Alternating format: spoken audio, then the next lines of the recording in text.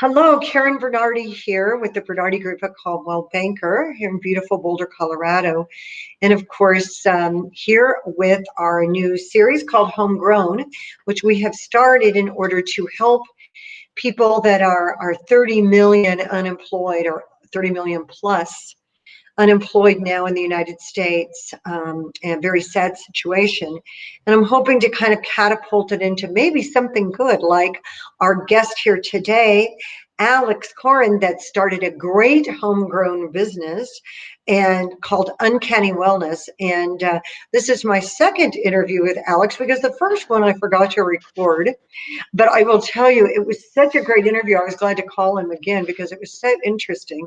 I have used his products as well as my mother, who's 87 and has really bad arthritis. So I'm glad to have you here today, Alex. Thank you for coming again. My pleasure, Karen. Good to be back on the call with you. Oh, well, not a problem. So anyway, it was so interesting last time we talked because I was thinking, well, how in the world, I want to hear your story again and have everyone hear, how did you start this business? Because it was rather uncanny, wasn't it? Right. Yeah, definitely not a typical road into this business. So I got my degree from college in environmental science. And even back then, I just had the urge to, do something to help the world, help improve the state of things, and always had that entrepreneurial bug. I had the desire to start something, but had no idea what it would be. So for a few years, I kind of just explored different options and didn't worry too much about starting a business or anything. And after some travel and some volunteering at different agriculture related projects, I ended up on a marijuana farm in California where I did the full season working with the plant. And that was on the THC side of the industry. And after that season, I knew that I wanted to work with this plant, but that I wanted to more focus on the health aspects and not about the high. And Well, so, that's a good thing that you let me know that because I was just explaining, of course, that my mother and I have both used this product. I didn't want people to think I'm getting stoned with my mother, right. my 87-year-old mother, which I guess would be okay, wouldn't it? Yeah, it would be fine, but that's not what this product is about. So right when I was wrapping up my time in California and looking to do something on my own was when the whole hemp-derived CBD industry was starting to blossom. It was the very beginning stages back then because it's still the beginning now. But I saw this opportunity, and with my unique background in environmental science, I can speak the chemistry and biology and things like that. And then with the cannabis science as well, it was kind of this perfect scenario. And it really just felt like an opportunity that I couldn't pass up taking a swing at it. So when I moved to Colorado, it was for the purpose of starting this business.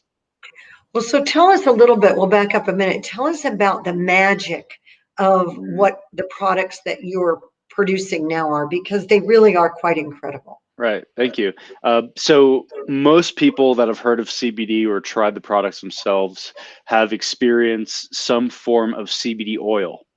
Because really, when you extract the CBD from the hemp plant, it's a very, very sticky oil, and that is the base material that's used for most products out there. So, any tincture that you hold under your tongue is just that oil mixed with a carrier, maybe some flavors.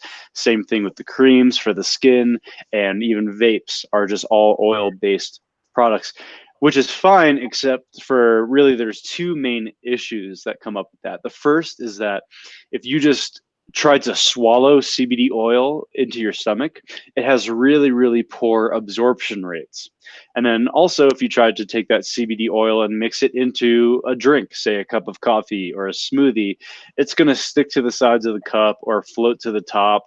It's not going to taste good. And then even if you do stomach it down, you're not going to be absorbing most of the dose. And so Mm. what that really all is an issue of bioavailability, which is how much your body can actually absorb based on how you're taking it.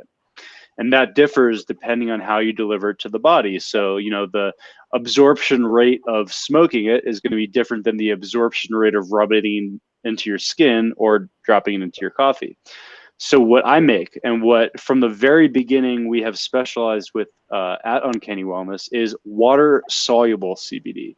So it's a form of CBD that's converted from an oil to this water-soluble format, which is designed specifically so that you can ingest it, just swallow it, mix it into food, mix it into drinks, or even in a Your capsule hot form. cocoa. It's really Exactly. good in hot caramel milk.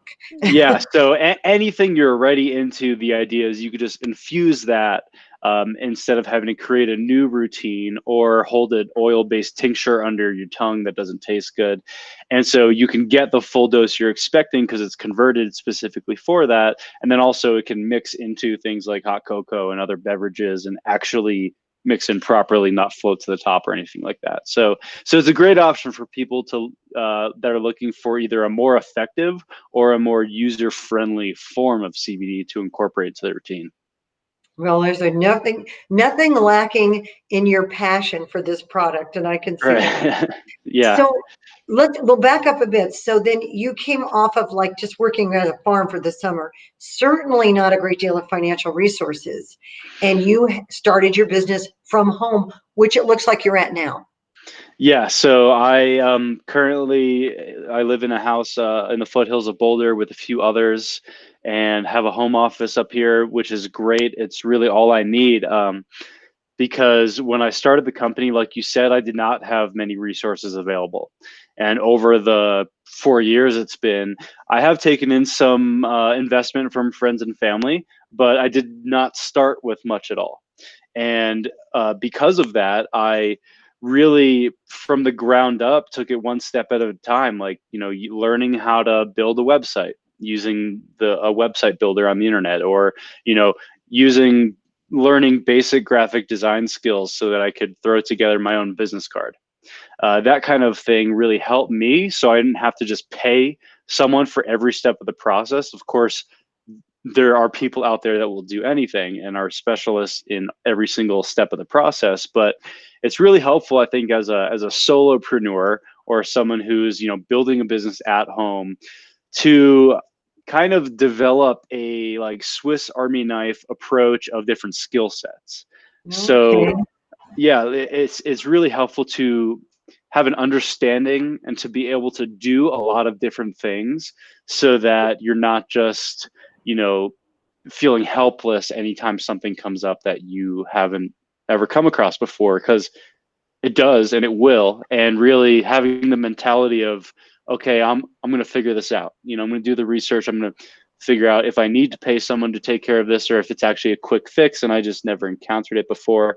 But yeah, so I built the company really to be able to operate myself out of necessity. And then I have ended up growing the company with that philosophy in mind, because really I can operate my physical products business now from this very computer, where I used to have more hands-on, commercial kitchen space time putting the product together. I used to ship out orders myself and all of that. But Like I at realized, midnight, wrapping them up and checking them. yeah, a lot of Are late, those your 18-hour days? yeah, the late runs to FedEx, and just a lot of time and energy. And I really believe in the power of technology to lighten the load and allow you to focus on the more important things. So over time, I've built up my operations so that I can still run the business myself, and I didn't have to get my own facility. I didn't have to hire a whole team of individuals. I just work with other third parties that are specialists in each of those categories so that I could focus on what I'm best at here at home. And so, how did you find those people to work with you? And you showed us a book on our last interview that I thought was really good, The 4 Hour Work Week, Right. which I have read. And so, even show people that again. I don't know if you had it Yeah. handy. Yep. It's still right over here. Yeah. So this book, The 4 Hour Work Week by Tim Ferriss, is probably one of the best ever written for tactics that can help you to outsource things or automate things and lighten your load. So yes, technically you could put together a 4-hour work week with the tools and tips in this book, but I find the most value from it really just in the principles, in the idea Mm. of outsourcing and automation and all of these things that are at our disposal, but are kind of part of this whole new paradigm of self-business.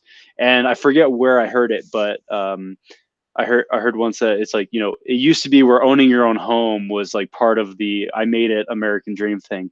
But I think we're moving into I own my own business, because it's that much more approachable and accessible for people to create a business of any scale right from their computer. But yeah, some tactics that I've used from this book are things like, outsourcing my order fulfillment. So that, once it came to a point where I was like, cool, business is going pretty well, and now it's getting to be a real pain in the ass to run to FedEx every night. Then that's when I did the research to figure out a third-party fulfillment center that plugs into my website, so it just happens automatically. But so much of what I've done, I couldn't have done at the very beginning. It only became something to do once there was a real need for it. And then I would do the research. Like when I was starting the business, I wasn't looking at automated fulfillment centers because I didn't need to. But once the You didn't need have any orders, arose, right? exactly. Same thing with like making products. Once that became too much of a pain, then I found a third party company with super legit facility, all the certifications needed, where they could just make my product instead of me.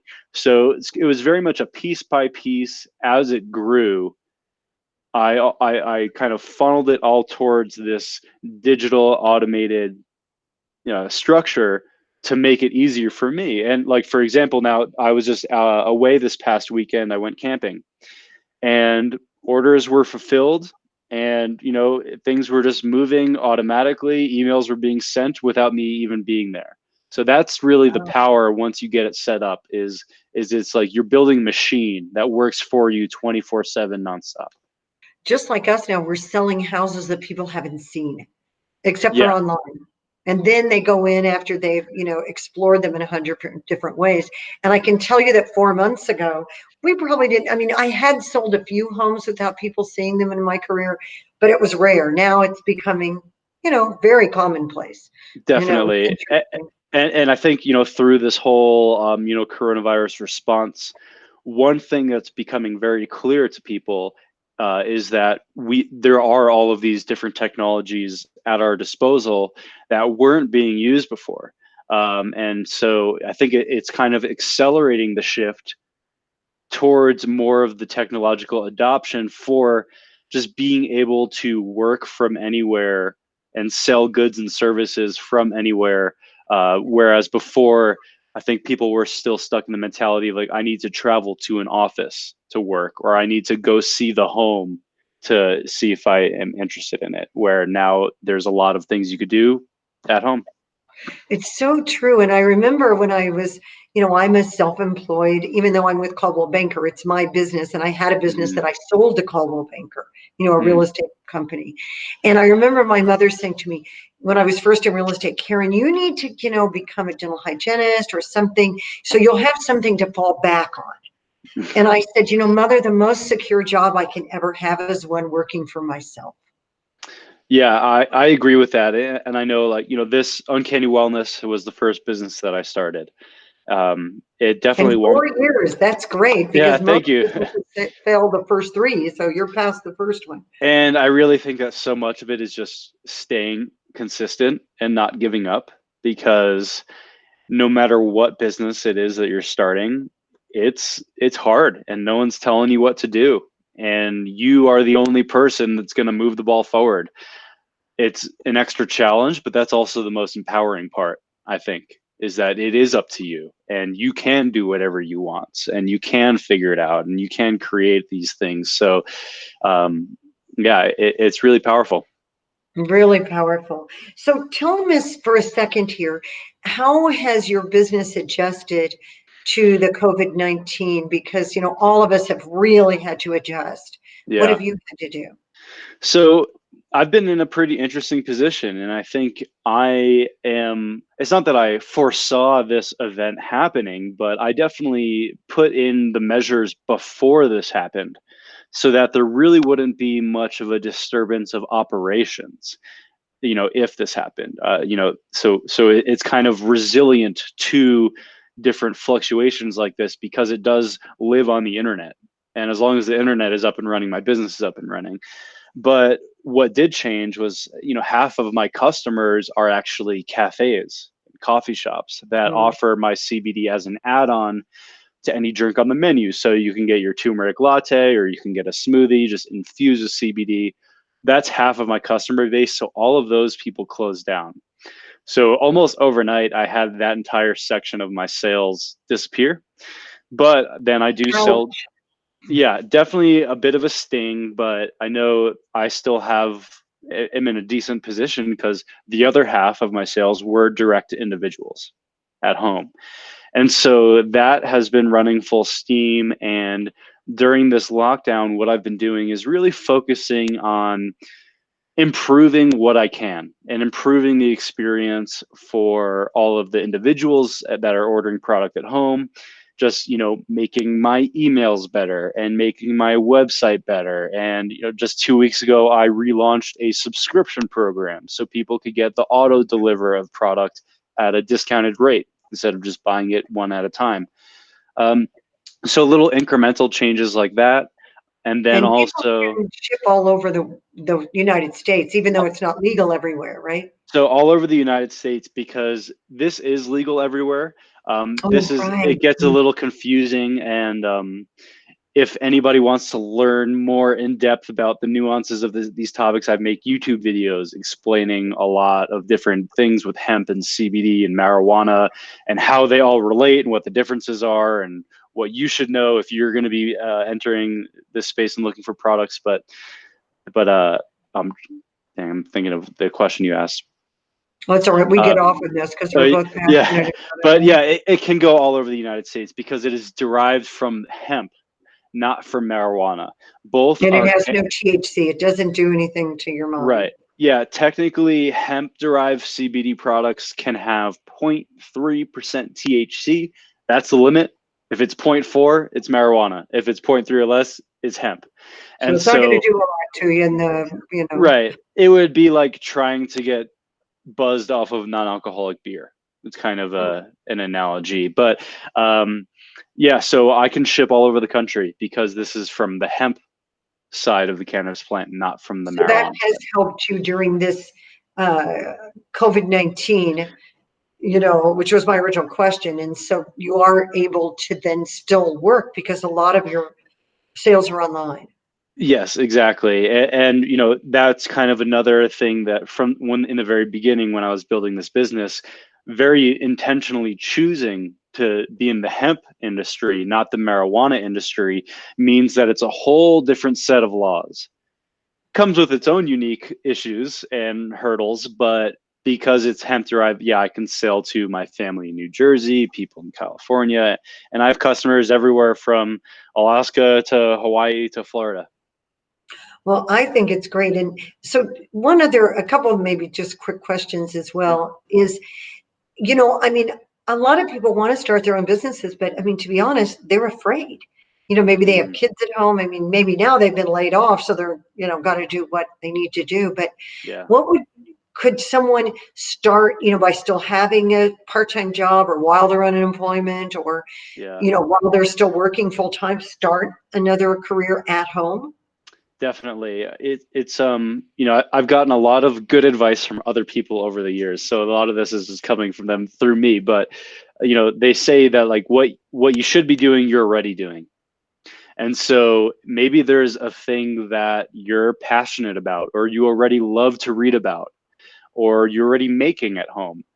And so finding something that you're already passionate about and turning that into a business is going to be a lot better, because if you try to do something to start a business for something you're not super excited about, you're just not going to have the energy to put into it. When you put the kids to sleep and then go to do an hour or two of work and it's 9:30 at night, it's going to have to be something that you're passionate about. Otherwise, you're not going to muster up the ability to do it.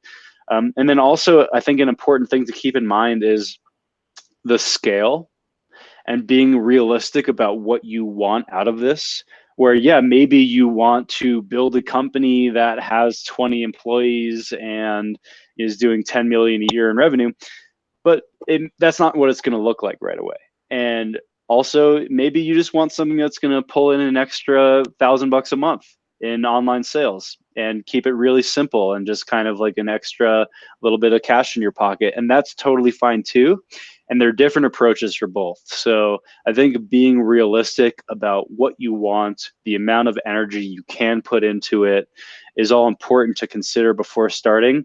But that is not a reason not to start. I think anyone that has that feeling where there's an idea brewing and they want to take the leap and go for it, definitely go for it, because you're going to learn a lot in the process. It's very empowering to learn the tools necessary to build an online business. And I think it is kind of more of the future that we're going into, is where more and more people are going to have their little niche side income or main income from something they built online. And we don't know where it will go. Yeah, we really don't. And that's it's unique too, especially with like just starting in a business that's more online. Like, you're in a unique position because you're selling houses, which is couldn't be more physical. You know, a house is a certain place and that's it. But you could have people from all over the world viewing your homes. We do. And we you know, do. I'm restricted to shipping in the United States, but if I was selling a different product that wasn't so restricted, then I could be selling to a global audience. And that's really powerful, because you don't need many people when you have the whole world population in mind, or really everybody that has access to the internet, to be interested in what you're doing to make it worthwhile. I've heard another piece of advice was you only need 1,000 true fans. That's it. And then any business, and you can sustain yourself. That is great. How big do you want to get with your business? That's a great question. You know, it has changed over the years. I definitely got caught up in the whole startup, venture capital, raise a bunch of money, hire a big team vision, because it's very attractive and enticing. But after doing some more deep thinking, I realized I just want to have a sustainably profitable business that creates a comfortable life for me. And I don't think that's too far off. So it sounds like you're doing great with it. Well, you have been wonderful to talk to. Wonderful. Any parting, wisdom that you would like to share? I am going to let people know, state, in case they're just listening, how to reach you, how to get your products. And then if you want to share with us one little parting shot of, come on. Yeah, I would just say, not everybody has the urge to start a business. And so if you do feel that inside of you, that entrepreneurial itch that you might want to scratch, I'd say just go for it, because really it is, I feel like I've gotten my MBA on the streets just by starting this business. And no matter what happens with UnCanny Wellness, I will be able to take this skill set into the future, into future ventures. So definitely, it's scary, it's hard work, but it's definitely worth it. And if people want to reach out, happy to chat, happy to, give some whatever, answer any questions. The website is uncannywellness.com. There's a contact form right on there that just comes to me. So you can reach out to me there. And then also the YouTube channel for UnCanny Wellness is a great resource for more information about hemp and CBD related topics. Oh, that is great. Well, that is great advice, and you're inspiring, I will tell you. Thank you so Thank much. you. And we will be in touch again, because I'll be ordering your products. And of course, I hope you the much success. Wish you the greatest success. Great. Thank you so much, Karen. It's been a pleasure. Be well. Thank you. All right. Take care. Bye-bye. Really great. Thank you Bye. so much for your time.